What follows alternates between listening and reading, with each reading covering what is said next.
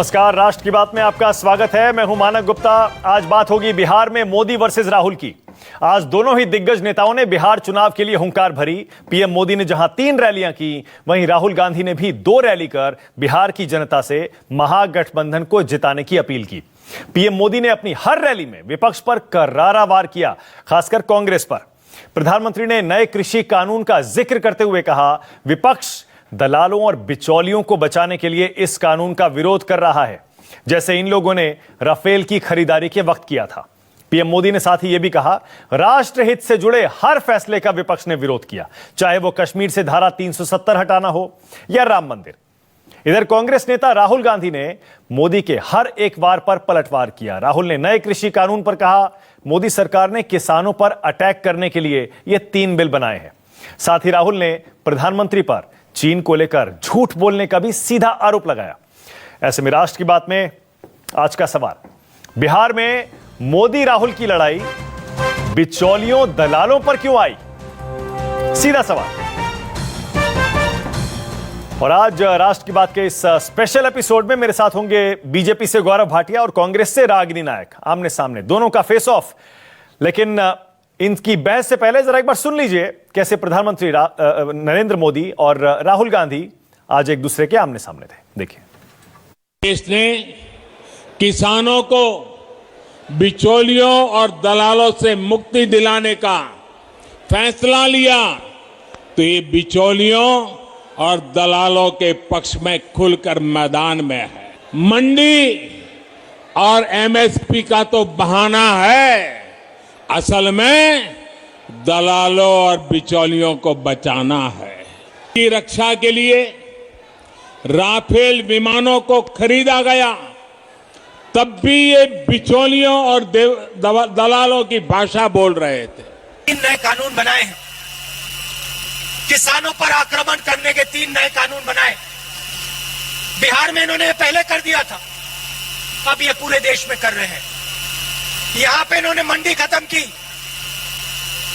MSP खत्म की, अब ये पूरे देश में मंडियों को, एमएसपी को खत्म कर रहे हैं। बिहार के सपूत गलवान घाटी में तिरंगा के खातिर शहीद हो गए, लेकिन भारत माता के माथा ना झुके दले। पुलवामा हमले में भी बिहार के जवान शहीद भइले, हम उनके चरण में शीश झुकावतानी। चाइना की सेना हिंदुस्तान के अंदर है। सवाल यह है कि जब चाइना हमारी जमीन के अंदर आए, तो हमारे प्रधानमंत्री ने हमारे वीरों का अपमान करते हुए यह क्यों बोला कि हिंदुस्तान के अंदर कोई नहीं आया? सवाल भाइयों और बहनों ये है। आज कहते हैं मैं सिर झुकाता हूं, मगर हिंदुस्तान की सेना का अपमान नरेंद्र मोदी ने किया। जम्मू कश्मीर से धारा 370 हटाने का फैसला हो, ये लोग विरोध कर रहे हैं। 3 तलाक के विरुद्ध कानून बनाकर मुस्लिम महिलाओं को नए अधिकार देना हो, ये लोग विरोध कर रहे हैं। राष्ट्रहित में कोई भी कुछ भी फैसला ले, ये लोग विरोध में है। पिछले चुनाव में बोला था 2 करोड़ युवाओं को रोजगार दूंगा।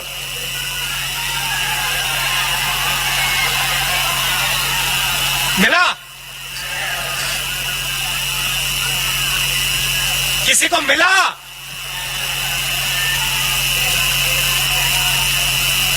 ज़ीरो। सिर झुकाएंगे आपके सामने, मगर जब काम करने का समय आएगा तो फिर काम किसी और का करेंगे। तो राष्ट्र की बात में आज मोदी वर्सेस राहुल, और इसी को आगे बढ़ाते हुए गौरव वर्सेस रागिनी। आ रहे हैं आपकी टीवी स्क्रीन पर गौरव भाटिया, रागिनी नायक। गौरव, आप ही से शुरू कर रहा हूं। आज प्रधानमंत्री ने एक तरह से अपने नाम पर राष्ट्रीय मुद्दों पर वोट मांग लिए। गौरव, लग रहा है मामला टाइट है, इसीलिए प्रधानमंत्री को अपने नाम पर वोट मांगना पड़ रहा है बिहार में और राष्ट्रीय मुद्दों पर। नहीं मानक जी, देखिए सबसे पहले तो ये सौभाग्य है देश का कि इतना यशस्वी प्रधानमंत्री देश में है, और ये एनडीए और भारतीय जनता पार्टी का भी सौभाग्य है कि हर कोई गौरवान्वित महसूस करता है जब श्री नरेंद्र मोदी जी संबोधित करते हैं। आज भारतीय जनता पार्टी के लिए बहुत बड़ा दिन इसलिए भी है कि श्री नरेंद्र मोदी जी ने बिहार में जो सभा करी उसके बाद चुनावी बिगुल बजाया, और दूसरी तरफ हम जानते हैं कि एक और स्टार प्रचारक जो कांग्रेस में है उसने भी रैली करी। लेकिन आज बड़े मुद्दे क्या हैं? बड़े मुद्दे आज ये है कि कभी बिहार में जंगल राज होता था, लेकिन आज सुशासन का राज है। मोदी जी ने बताया किस तरह से किसानों का हित हमारी प्राथमिकता है। बिहारियों को कोविड का वैक्सीन जैसे ही आए मिले ये सुनिश्चित करना, और निशुल्क मिले ये सुनिश्चित करना प्राथमिकता है। और राष्ट्रीय मुद्दे जो उठाए हैं, मैं पूछना चाहूंगा कांग्रेस की प्रवक्ता से, अनुच्छेद 370 हमें गर्व है कि एक ये जो है टेम्पररी प्रोविजन था, हमने हटा दिया। कांग्रेस कहती है इसको बहाल कर देंगे। राहुल गांधी अपमान करते हैं, चीन की बात करते हैं, ये भूल जाते हैं कि बिहार के सपूतों ने कितना बड़ा एक बलिदान दिया, अपनी जान पे खेल गए, और आज ये कह रहे हैं कि क्या होगा। गौरव भाई बीच में मानक जी प्लीज, आवाज आ रही है आप ही के चैनल मैं ठीक करा रहा हूं करा उसको। लेकिन गौरव मैंने सवाल ये किया, ये बिहार की लड़ाई थोड़ी सी अलग है, क्योंकि अक्सर ऐसा होता है बीजेपी और कांग्रेस की आमने सामने की लड़ाई होती है। कम राज्य ऐसे हैं जहां पर बीजेपी और कांग्रेस दोनों जूनियर पार्टनर हैं। सुन पा रहे हैं गौरव? आवाज आ रही है आपको? अच्छा गौरव, मैं ये कह रहा हूं, आज गौरव भाटिया और रागिनी नायक हैं राष्ट्र की बात में आमने सामने, क्योंकि आज बिहार की लड़ाई मोदी वर्सेस कांग्रेस बन गई है। प्रधानमंत्री मोदी और राहुल गांधी दोनों ने आज बिहार में रैली की है, एक के बाद एक, और दोनों ने एक दूसरे पर निशाना साधा है। अभी तक ऐसा लग रहा था नीतीश कुमार और तेजस्वी यादव, आरजेडी और जेडीयू की लड़ाई लग रही थी, बीजेपी और आरजेडी की लड़ाई लग रही थी, कांग्रेस और नीतीश कुमार की लड़ाई लग रही थी। लेकिन अब जब नरेंद्र मोदी और राहुल गांधी दोनों चुनावी मैदान में उतर गए हैं, यह लड़ाई मोदी और राहुल की बन गई है। इसीलिए आज राष्ट्र की बात में सिर्फ बीजेपी और कांग्रेस, गौरव भाटिया वर्सेस रागिनी नायक। मेरा सवाल अभी भी वही है, मैं ये पूछ रहा हूं कि गौरव आ गए हैं क्या? गौरव सुन पा रहे हैं? ओके, रागिनी आप सुन पा रही हैं मुझे? रागिनी ओके, गौरव आ गए। गौरव, मेरा सवाल वही था, मैं फिर से पूछ रहा हूं। सवाल मेरा यह था कि राष्ट्रीय मुद्दे और नरेंद्र मोदी को अपने नाम पर वोट मांगने की जरूरत क्यों पड़ रही है? क्या मामला टाइट है क्या वहां जेडीयू और आरजेडी का? नहीं देखिए मानक जी, मैं पुनः कहूंगा ये तो हम लोग का सौभाग्य है एनडीए में नरेंद्र मोदी जी केंद्र में, और बिहार में नीतीश कुमार जी कैसे सूर्य की तरह प्रकाश दे रहे हैं। इधर दूसरी तरफ वहां ठगबंधन है, ठगबंधन में कोई है ही नहीं। और मैं थोड़ी आपत्ति एक बात पे दर्ज करता हूं, आपने फेस ऑफ तो रख दिया कांग्रेस के साथ, लेकिन कांग्रेस की आज राजनीतिक हैसियत क्या है आप मुझे बताइए। 243 में 70 सीटों पे केवल चुनाव लड़ रही है पिछलग्गू पार्टी। इनको जितनी सीटें दी जाती है उतनी पे लड़ती है। दूसरी बात, अगर आप बिहार और उत्तर प्रदेश देख ले, दोनों प्रदेशों को मिला के 120 लोकसभा सीटों में 2 सीटों की हैसियत है इनकी। तीसरी बात, जो सवाल मैंने उठाया, नरेंद्र मोदी जी ने अपने संबोधन में सारे क्षेत्रीय मुद्दे भी उठाए, बताया कि डबल इंजन की गाड़ी कैसे काम करेगी, किसानों के लिए, महिलाओं के लिए, मजदूरों के लिए हमने क्या किया है, और उसके बाद उन्होंने राष्ट्र मुद्दों की बात करी, जो कि बिल्कुल स्वाभाविक है, क्योंकि दूसरी तरफ ऐसी पार्टी है जो हमेशा दीमक की तरह देश में छेद करती है। ओके, रागिनी नायक जवाब दीजिए। रागिनी नायक,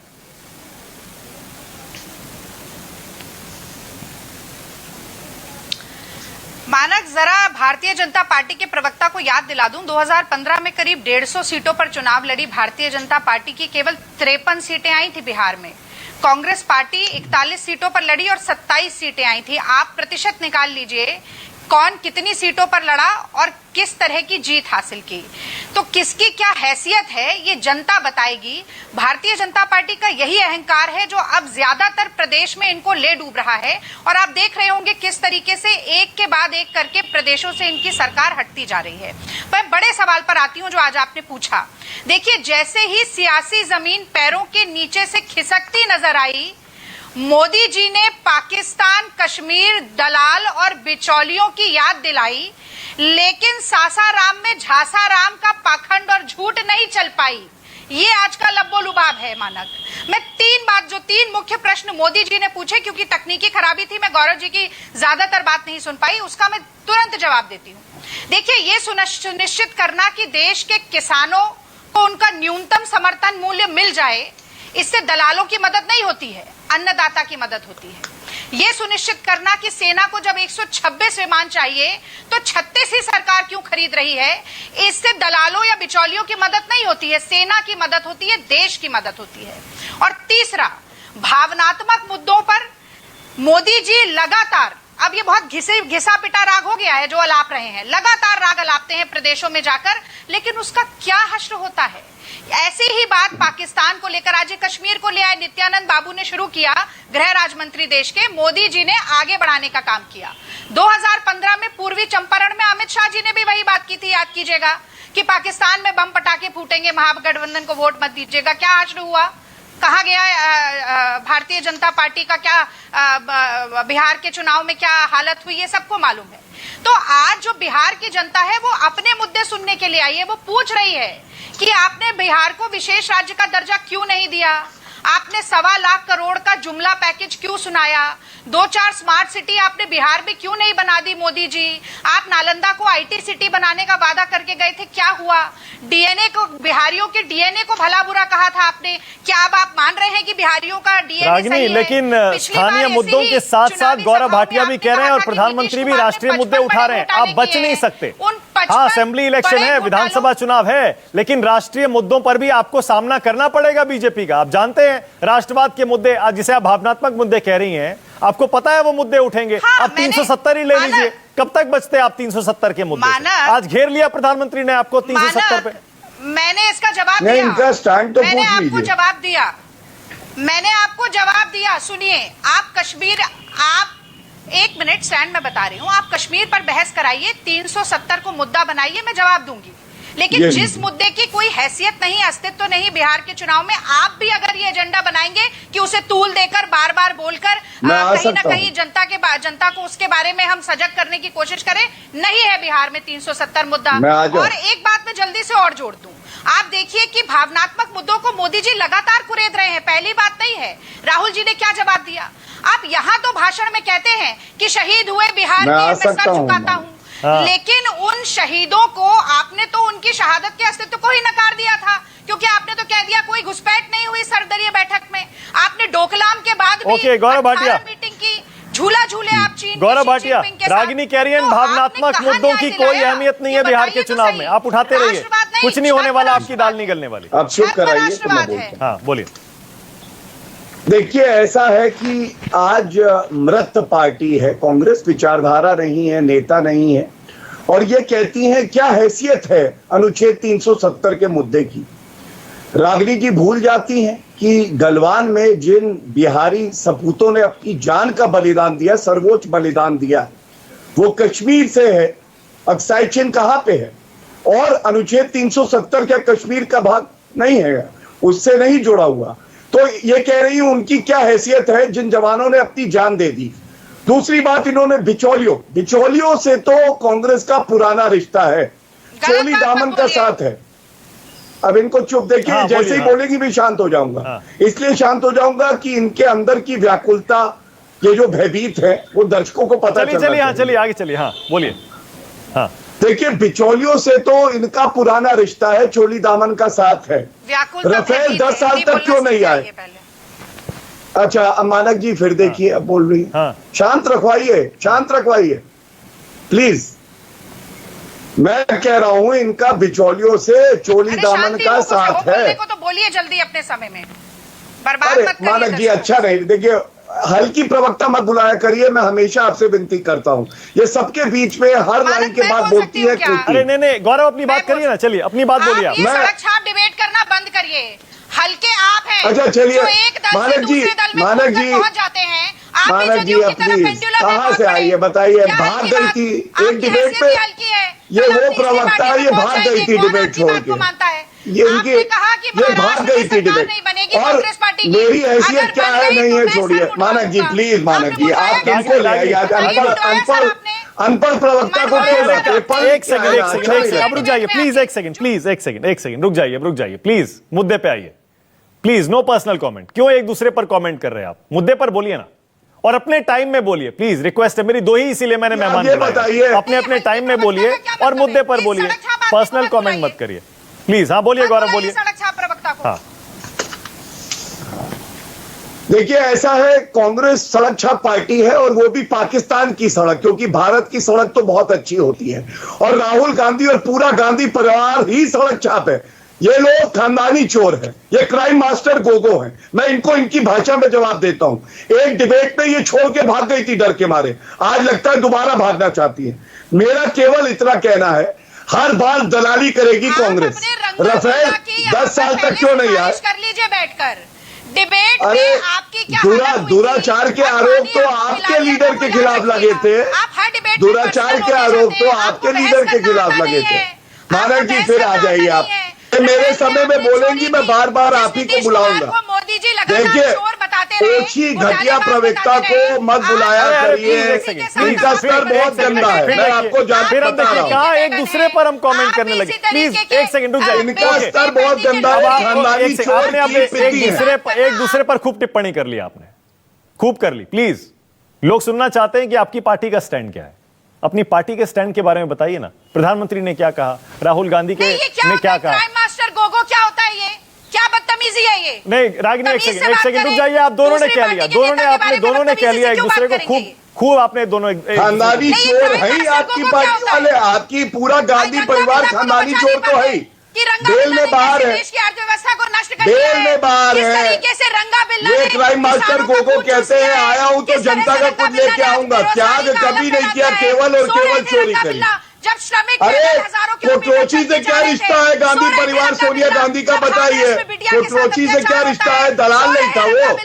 फॉरेन एंडरसन को किसने भगाया? दलाल और बिचौलिया नहीं था क्या? किसानों की आप बात करेंगी? फुहड़ प्रवक्ता, किसानों की आप बात करेंगी? 2006 में स्वामीनाथन कमीशन की रिपोर्ट आई, 8 साल तक ये कर नहीं पाए न्यूनतम समर्थन मूल्य लागू। हमने करके दिखाया, 1.5 गुना किया। इनको नहीं पता है। स्तरीय हो सकता है जैसे चलिए मानक जी इनको हटा लीजिए, फिर भाग खड़ी होंगी। मैं बता रहा हूँ, मुंह फुला के रखने से तर्क नहीं आ जाते हैं। मुंह फुलाने से तर्क नहीं आता। एक मिनट रुक जाइए, दोनों रुक जाइए। एक सेकंड, मैं फिर से कोशिश कर रहा हूं, दोबारा से शुरू करता हूं। मैं ये सोच रहा हूं कि ये बीजेपी वर्सेस कांग्रेस लड़ाई कैसे हो गई। क्या बीजेपी और कांग्रेस नरेंद्र मोदी और राहुल गांधी के लिए बिहार की चुनावी लड़ाई में बहुत कुछ दांव पर लगा हुआ है क्या रागिनी नायक? इतना कुछ नहीं, ये गलत बात है। इतना कुछ नहीं मानक जी, मेरा समय था। अच्छा ठीक है, आप अपना समय लीजिए, उसके बाद चला जाऊंगा रागिनी के पास। आप बोलिए गौरव। ना पहले मुझे आप समय देंगे तब मैं वही तो फिर मैं आप ही को दे रहा हूं। बोलिए ना, आप ही को दे रहा हूं। बोलिए गौरव, बोलिए। कोई शिष्टाचार नहीं आता है। रागिनी आपको भी टाइम दे रहा हूं, रुकिए ना प्लीज रुक जाइए। आपको भी इसके बाद आ रहा हूं, एक एक करके दोनों को टाइम दे रहा हूं। गौरव बोलिए। मैं और मेरा सवाल सुनिए, यहां से दोबारा से शुरू करते हैं। सवाल मेरा यह है, क्या नरेंद्र मोदी के लिए भी प्रतिष्ठा का सवाल बन गया है क्या बिहार का चुनाव? इसीलिए इतनी ताकत लगा रहे हैं, राष्ट्रीय मुद्दे भी उठा रहे हैं सारे, और अपने नाम पर वोट मांग रहे हैं। देखिए मानक जी, 2-3 बातें पहले पूरी कह दूं। पहली बात, बीच में बोलने की इनकी आदत है। जब आप एंकर हैं, ये सुनिश्चित करना आपका काम है, ये बीच में ना बोले। दूसरी बात, इन्होंने व्यक्तिगत टिप्पणियां करी। मेरे ऊपर आ रहे हैं। मैं बिल्कुल बोलूंगा मानक जी, इस डिबेट में मैं हिस्सा ही तब लूंगा। अरे एक दूसरे पर बोलेंगे तो फिर कैसे डिबेट होगी? फिर डिबेट कैसे होगी? इनको चुप करा लीजिए। ये तो आपने तय किया है कि कांग्रेस की तरफ से चुप है ना, अभी तो चुप थे। फिर आप शुरू मत करिए ना, फिर शुरू मत करिए। अब मैं सवाल पूछ रहा हूं, उसका जवाब दीजिए फिर। हाँ उस पर भी दूंगा। दूसरी बात, मेरे ऊपर व्यक्तिगत टिप्पणी कर रही थी, डिबेट से खुद भाग चुकी है। तो व्यक्तिगत टिप्पणी होती है तो इसमें ना आपके चैनल की मर्यादा है ना आपकी मर्यादा है। अब मैं आपकी बात का उत्तर देता हूं। देखिए आज बड़ी बातें कही गई हैं। इन्होंने एक बात उठाई किसानों की। मैं किसान पे कहूंगा 2006 में स्वामीनाथन कमीशन की रिपोर्ट है, न्यूनतम समर्थन मूल्य लागू होगा। क्या इन्होंने किया? हम 3 कानून लाए और जो कानून लाए उससे यह सुनिश्चित हो रहा है कि किसानों को उनका उचित मूल्य मिले जो उनकी उपज है, और बिचौलिए खत्म हो जाए। बिचौलियों से दर्द किसे होता है? कांग्रेस को, क्योंकि राफेल में किसने कहा कमीशन 10 साल तक नहीं मिली तो नहीं आया, इन्होंने किया, हम राफेल लेके आए। उसके बाद कुट्रोची, बिचौलिया, कौन था कुट्रोची से जुड़ा हुआ? गांधी परिवार था। तीसरा, वॉरेन एंडरसन को किसने भगाया? बिचौलिया था, कांग्रेस पार्टी ने भगाया। और क्रिश्चियन मिशेल बिचौलिया, किसका नाम लिया? गांधी परिवार। सोनिया गांधी, एंटोनियो माइनो का नाम लिया। इसलिए मैं कहता हूं बिचौलियों से इनका चोली दामन का साथ है। और अंत में एक प्रश्न मेरा है, अनुच्छेद 370 पे इनका क्या स्टैंड है? अनुच्छेद 370 जिस हाल में अभी है रहना चाहिए, या पी चिदम्बरम कह रहे हटा लिया जाएगा? हटा लिया जाएगा, बताइए। रागिनी नायक, देखिए, किसानों से ही शुरू करती हूँ। सवाल पूछने वाले अपने गिरेबान में अगर झांक के देख लेंगे तो असलियत सामने आ जाएगी। यूपीए सरकार ने किसानों का 72,000 करोड़ रुपए का लोन माफ किया। इन्होंने 1 रुपए का किया हो तो बताइए। गरीब जनता की जेब से लेकर अपने मित्रों, जो करोड़पति मित्रों हैं, उनकी जेब में डालने वाले नरेंद्र मोदी के प्रवक्ता आज बहुत ही निम्न स्तरीय बहस कर रहे हैं, क्योंकि इनके पास कोई तर्क नहीं है। अब कहां हमारी सरकार है उसका भी उदाहरण देती हूँ। 5700 करोड़ रुपया छत्तीसगढ़ में डायरेक्ट बेनिफिट ट्रांसफर से किसानों के अकाउंट में डालने का काम हमने सरकार बनने के बाद अब तक कर दिया है। पंजाब में किसानों का लोन माफ किया, मध्य प्रदेश में लोन माफ किया, और लगातार इस बार बिहार में भी हम कह रहे हैं कर्जा माफ, बिजली बिल हाफ, बेटियों को इंसाफ, नौजवानों को रोजगार बेहिसाब, और भाजपा जदयू साफ। तो अगर तथ्यों और तर्कों के आधार पर आप बहस करेंगे तो आपको समझ में आएगा कि किसानों के बिचौलियों की कोई अगर मदद कर रहा है, देश में करोड़पतियों के आगे कोई अगर सर झुका रहा है, और राफेल में भी जेपीसी से बचकर बिचौलियों की मदद कोई कर रहा था, तो वो मोदी जी और मोदी जी की सरकार ही कर रही थी। आज बिहार में बड़े प्रश्न है मानक, और मैं समझती हूं उनको झुटलाया नहीं जा सकता और दोयम नहीं किया जा सकता।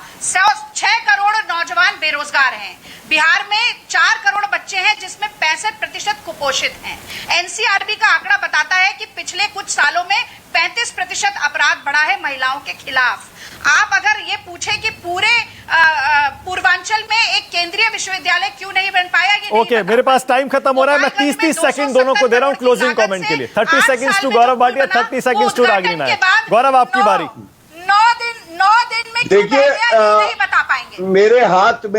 मेरे हाथ में इनका ही मैनिफेस्टो है। 2009 में इन्होंने वादा किया था किसानों के लिए ये लोग क्रेडिट फैसिलिटी लाएंगे, ये तो नहीं लाए, लेकिन न्यूनतम समर्थन मूल्य से लेके सॉइल कार्ड देना और 6,000 रुपए हर साल उनको मिले, ये हमने पूरा किया। दूसरा, घोषित manifesto Ragini, you will get 30 seconds दे रहा हूं आपको। आप परेशान, पाकिस्तान की बात करो, बीच में मत बोलिए, कांग्रेस तो बोलने की दीजिए। परेशान हो जाती है, इसीलिए मानक जी मैं कहता हूँ इनके साथ चर्चा मत खिलाएं। बहुत हल्की प्रवक्ता है ये, बहुत हल्की। इनको किसी चूरन चैनल पे जाना दिया मेरे पास टाइम खत्म हो गया, चैनल मेरे पास टाइम खत्म हो गया, मेरे पास टाइम खत्म हो गया। बहुत बहुत शुक्रिया राष्ट्र की बात में आने के लिए गौरव भाटिया और Ragini Nayak. Thank you so much. छोटा सा ब्रेक ले रहा हूं, खबरें जारी। राष्ट्र की बात प्रेजेंट